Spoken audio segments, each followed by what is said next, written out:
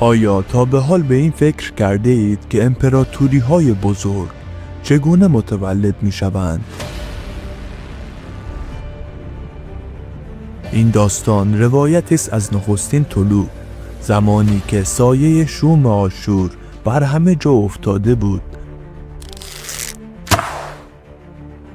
از دیاکو، مردی که قبایل پراکنده را یک پارچه کرد، تا کیاکسار، فرماندهی که انتقام را به هنر جنگاوری تبدیل کرد.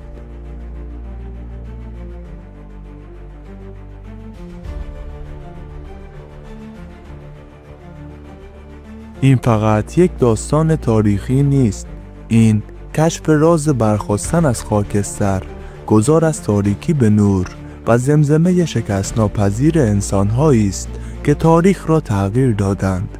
آماده اید به دل نخستین امپراتوری ایرانیان سفر کنید؟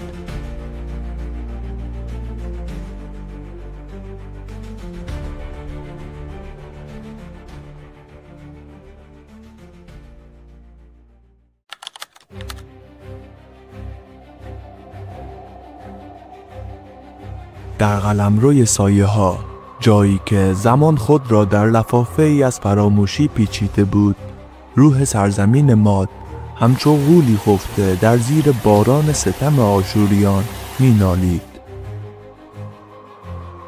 کوههای زاگرس، نگهبانان خاموش این درد دیرینه، شاهد ناله های آرام مردمانی بودند که آزادی را تنها در رویاهای مبهم خود می دیدند.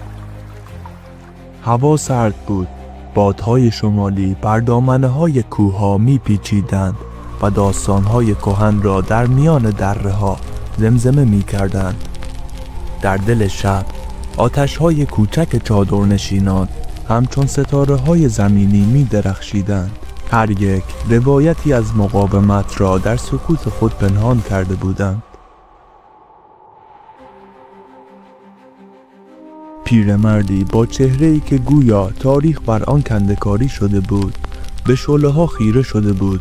چشمانش که روزی شاهد شکوه از دست رفته بود، اکنون عمق ناامیدی و امید را باز می‌تابیدند. او اسرار را در سکوت می‌دانست، اسراری که نسل به نسل همچون میراثی گرانبها منتقل شده بود.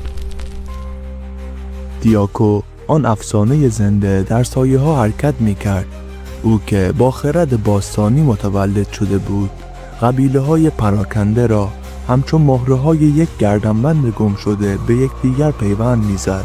گرد همایی‌ها در دره‌های پنهان برگزار می‌شد، جایی که صدای پچ‌پچ‌های طوطی آمیز با زمزمه رودخانه‌ها در می‌آمیخت. سپید دمی از راه می‌رسید، سپید دمی که بوی تغییر را با خود می‌آورد. دره‌های زاگرس شاهد تولد دوباره اراده‌ای بودند که سالها به خواب رفته بود. این آغاز راهی طولانی بود، راهی که از دل تاریک‌ترین شب‌ها به روشنایی می‌رسید. از دل کوهستان‌های غرورآفرین زاگرس کهن الگوهای مقاومت متولد شدند، نجواهای نخستین که در آتش چادرنشینان زاده شدند، به تدریج به غرشی تبدیل شدند که از حکمتانه تا نینوا تنین انداخت. این گذار از شورش خاموش به انقلابی سازمان یافته همچون رودی بود که از چشمه‌ای کوچک آغاز می شود و به اقیانوسی بیکران می پیوندد.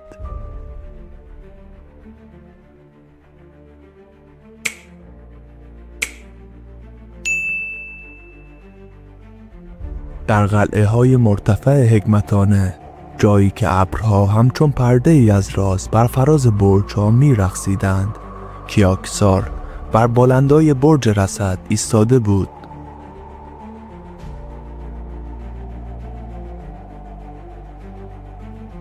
چشمانش که گویا از عمق تاریکی های تاریخ می درخشید، بر نقشه ای عظیم دوخته شده بود که سرنوشت امپراتوری ها بر آن رقم می خورد.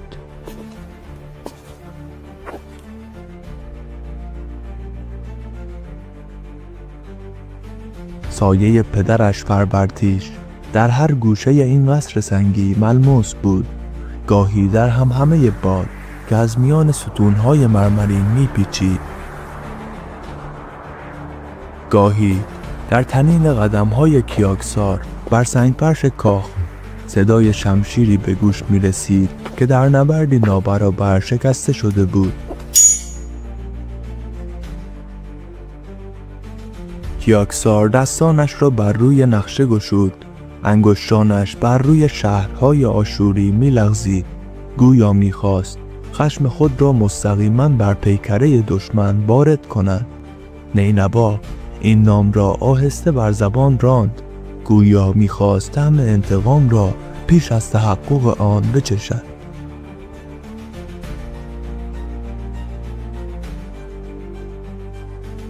در میدان تمرین پایین قصر سربازان جدید مشغول تمرین بودند. صدای برخورد شمشیرها با سپرها آهنگی هماهنگ با تپش قلب کیاکسار داشت. او اصلاحات را از پایه آغاز کرده بود. نیزه‌هایی بلندتر که از فاصله ایمن ضربه می‌زدند، کمان‌هایی با برد بیشتر که از پشت خطوط دشمن تیر می‌باریدند و تاکتیک‌های محاصره‌ای که شهرهای مستحکم را به تله‌های مرگ تبدیل می‌کرد.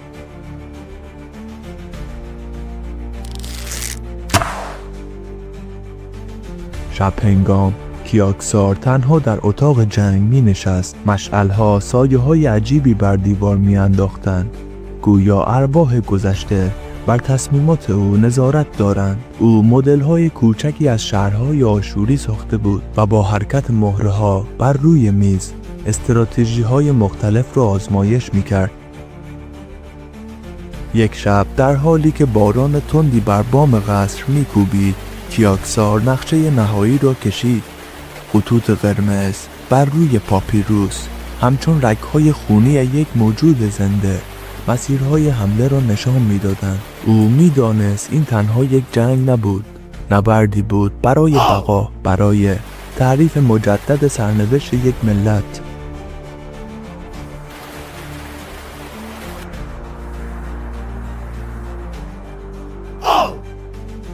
با طلوع خورشید کیاکسار بر بالای برج رصد بازگشت.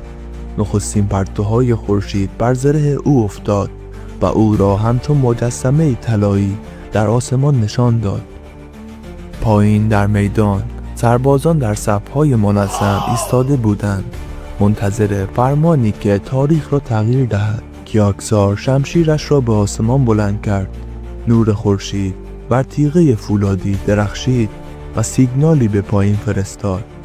بدون کلمه‌ای هزاران سرباز همزمان فریاد برآوردند. این فریاد تنها خشم نبود، وعده‌ای بود برای طلوع دوباره امپراتوری که از خاکستر برمیخواست. سایه‌های تک افتاده قبایل مادی در زیر پرچم دیاکو به هم پیوستند و تار و پودی استوار را تشکیل دادند. این گذار از پراکندگی به وحدت همچون تبدیل ستاره‌های پراکنده به کهکشانی درخشان بود که راه را در شب‌های تاریک تاریخ روشن می‌کرد.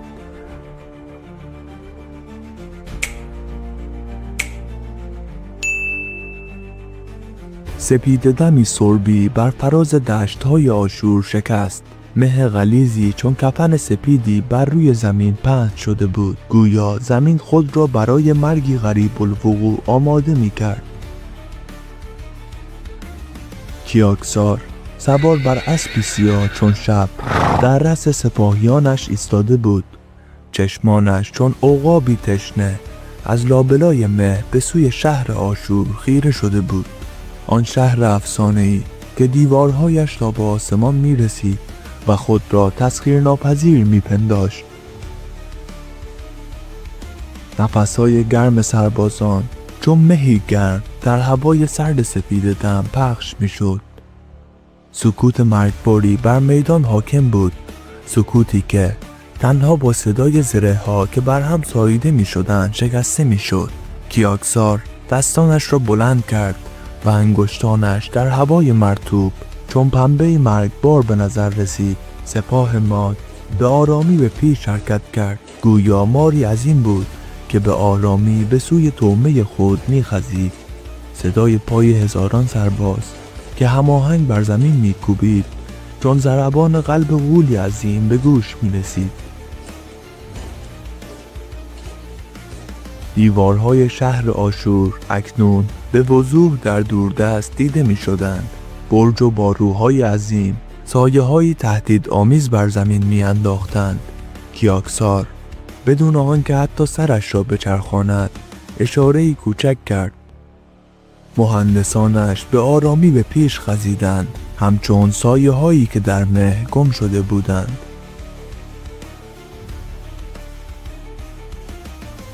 ساعتی بعد نخستین صدای مهیب منجنیق‌ها هوا را شکافت. سنگ‌های عظیم همچون شهاب سنگ‌های خشمگین به سوی دیوارها پرتاب شدند.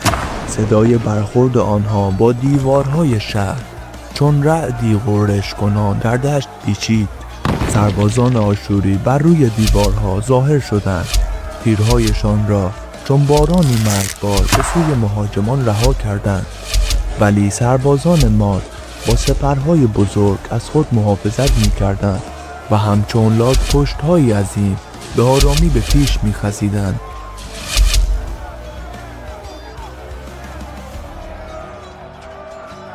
کیاکسار بی حرکت بر اسبش نشسته بود. چشمانش بدون پلک زدن صحنه را تماشا می‌کرد. او می‌دانست که این تنها یک نبرد نبود، این آزمونی بود برای اراده یک ملت. ناگهان فریادی از سوی دیوارها به گوش رسید. یکی از منجنیق‌های ماد دقیقاً به دروازه شرقی اصابت کرده بود. سربازان ماد چون موجی خروشان به سوی دروازه آسیب دیده هجوم بردند. نبرد تن به تن آغاز شد. خشم و خون بر سنگفرش خیابان‌های شهر جاری شد. کیاکسار سرانجام اسبش را به پیش راند. شمشیرش را از نیام بیرون کشید. نوری سرد بر تیغه فولادی تابید. گویا خود شمشیر تشنه انتقام بود. شهر آشور، آن نماد شکست ناپذیری، در آتش خشم مادها می‌سوخت. دودی سیاه به آسمان برخاست. پیامی برای تمام منطقه بود. غول از پای در آمده است. خشم اولیه کیاکسار که از خون پدرش آب می‌خورد به استراتژی هوشمندانه تبدیل شد. این گذار از کوره خشم به آتشدان خرد نمادی از بلوغ یک ملت بود که می آموزد چگونه از شعله‌های ویرانگر نور راهنما بسازد.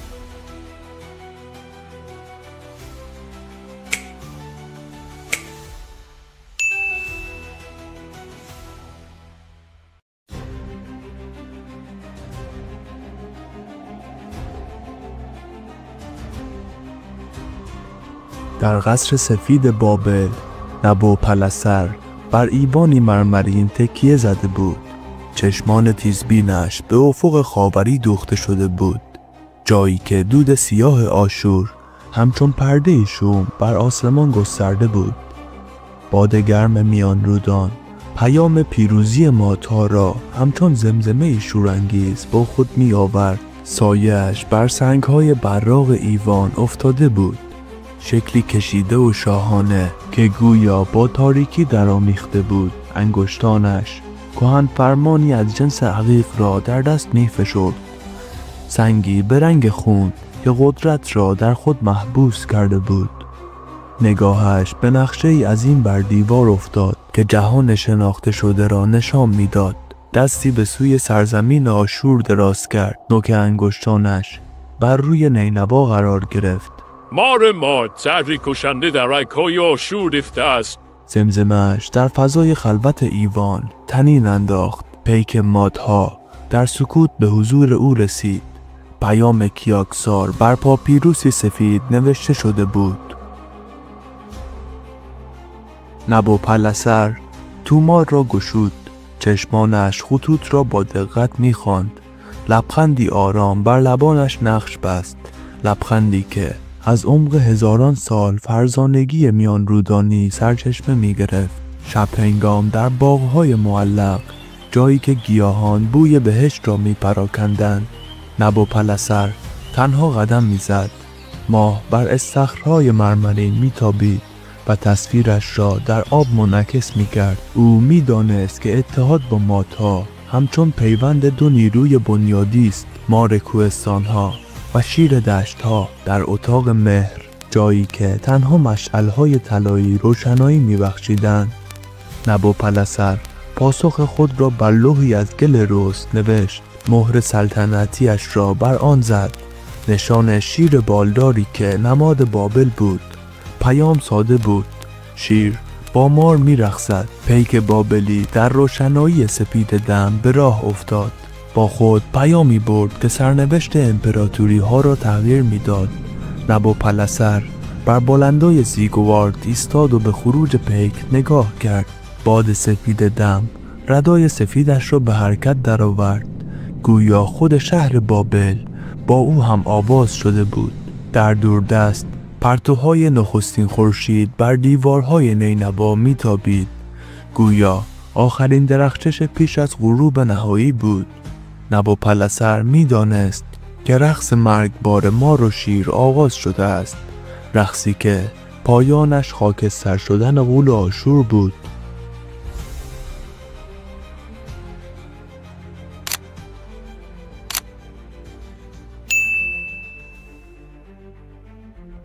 نینوا در گرمای سوزان میان رودان گسترده بود، همچون جانوری افسانه‌ای که در کنار دجله آرام گرفته بود. دیوارهای عظیمش که با کتیبه‌های باشکوه از فتوحات پادشاهان آشوری آراسته شده بود، هر بیننده‌ای را به تحسین وامی داشت. ولی این بار نگاه‌هایی که به دیوارها دوخته شده بود، نه نگاه تحسین که نگاه محاسبه و پیروزی بود.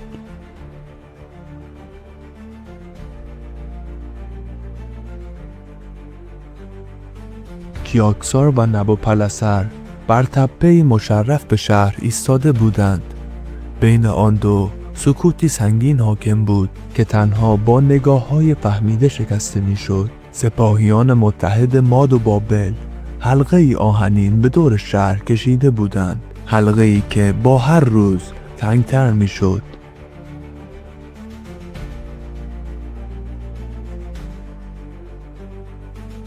سه ماه گذشت. تابستان سوزان جای خود را به پاییزی خشک داد.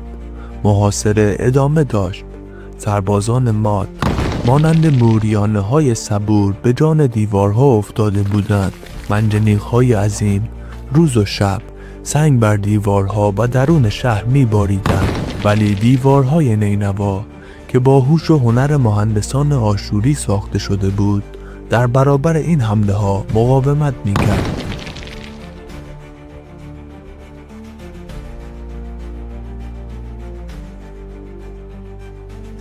یک شب کیاکسار در خیمه خود بر نقشه‌های شهر خم شده بود. چراغ‌های روغنی سایه‌های عجیبی بر دیوار خیمه می‌انداختند. چشم‌های خسته‌اش بر خطوطی که نشان دهنده رود دجله بود ثابت مانده بود، رودی که همچون شریانی حیاتی از کنار شهر می‌گذشت و به آن زندگی می‌بخشید.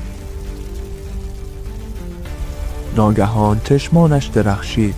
او به چیزی نگاه نمی‌کرد، بلکه چیزی را می‌دید که ورای نقشه بود. نقشه‌ای در ذهنش شکل گرفت، نقشه‌ای جسورانه و بی سابقه. او به سوی خیمه نبوپلسر شتافت. رودخانه را به سرعت درآوریم. این تنها جمله‌ای بود که در سکوت شب زمزمه شد. مهندسان دو سپاه با عجله ولی با نظم کار را آغاز کردند. هزاران سرباز با بیل و کلنگ به سوی رودخانه شتافتند. در سکوت شب صدای ضربات بیلها بر زمین و سنگ همهمه عجیبی ایجاد کرده بود. آشوریان بر روی دیوارها این صداها را می شنیدند، ولی در تاریکی قادر به تشخیص منبع صدا و هدف آن نبودند.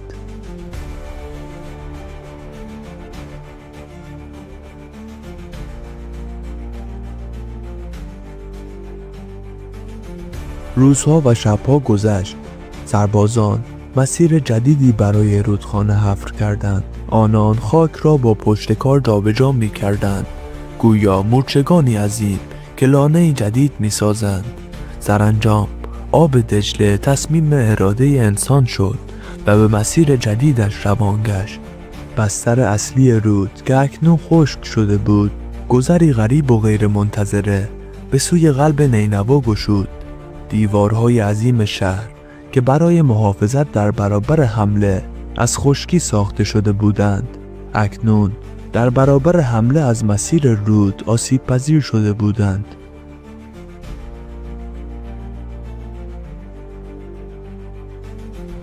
سپاهیان متحد در سکوت و تحت پوشش تاریکی از بستر رودخانه به پیش راندند. آنان همچون سایه هایی بودند که به سوی شکار خود می‌خزیدند. دیوارهای شهر که زمانی نماد امنیت و قدرت بودند، اکنون بیفایده به نظر می رسیدند. نینوا، آن غول شکست ناپذیر، اکنون در معرض آسیب قرار داشت. ضربه‌ای که از جهت غیر منتظره‌ای می آمد.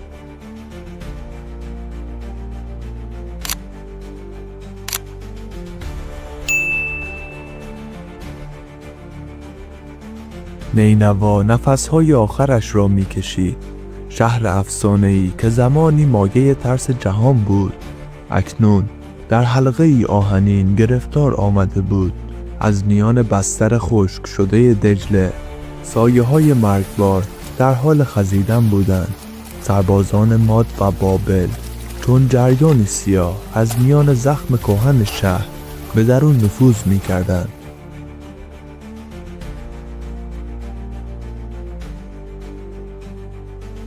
در کاخ شمالی، سینچار ایشکون بر تخت پادشاهی خود بی حرکت نشسته بود. صدای غرش آتش و فریادهای مرگ از خیابانهای پایین به گوش می رسید. هوای اتاق سنگین بود و بوی عطرهای گرانبها با دود و ترس در آمیخته بود. دستانش بر دسته های تخت فرسوده می لغزید، گویا آخرین پیوندش با واقعیت بود. پادشاه، باید نینوا را ترک کنید. یکی از محافظان قدیمی با چهره‌ای رنگ بریده پیشنهاد کرد. سینچار ایشکون تنها سرش را تکان داد. چشمانش بر دروازه‌های بزرگ تالار دوخته شده بود که هر لحظه ممکن بود از جا کنده شوند. در بیرون نبرد خیابانی به اوج خود رسیده بود. سربازان آشوری در کوچه‌های تنگ و میان ستون‌های سنگی در حال مقاومت کردن بودند، ولی سیل مهاجمان پایان ناپذیر به نظر می رسید. از پشت بام‌ها، از پنجره‌ها، از هر گذرگاهی ممکن سربازان متحد خود را به قلب شهر می رساندند. کیاکسار از طریق دروازه خشکرود وارد میدان مرکزی شهر شد. اسبش زیر او بیقرار بود. از بوی خون و آتش به وحشت افتاده بود. نگاهش بر کاخ شمالی افتاد، جایی که پرچم‌های آشوری هنوز در باد می لرزیدند.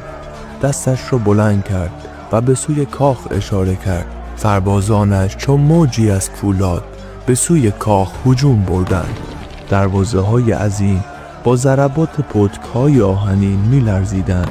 صدای برخورد چوب و فلز با فریادهای جنگ در هم می آمیخت.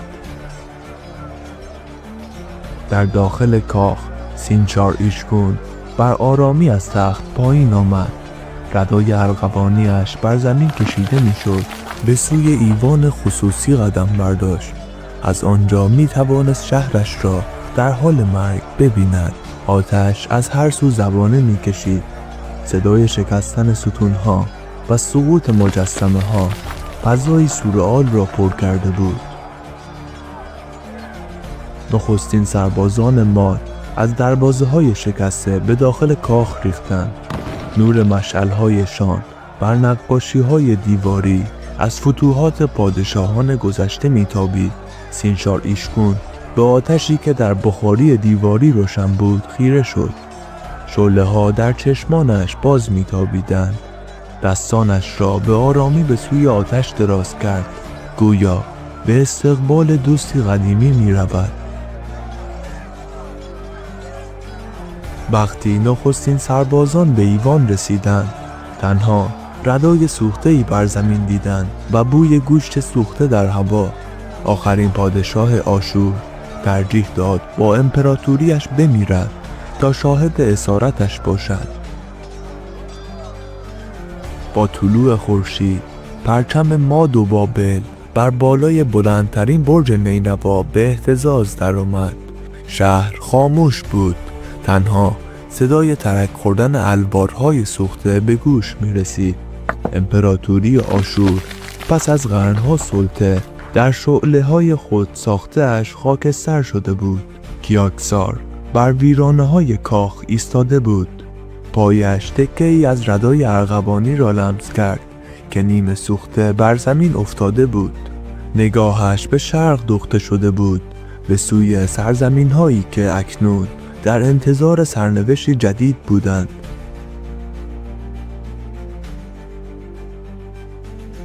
شب طولانی سلطه آشور به سپیددم حاکمیت ماد انجامید. این گذار از تاریکی به نور قصه همیشگی تاریخ است که هیچ شبی تا ابد دوام نمی آورد.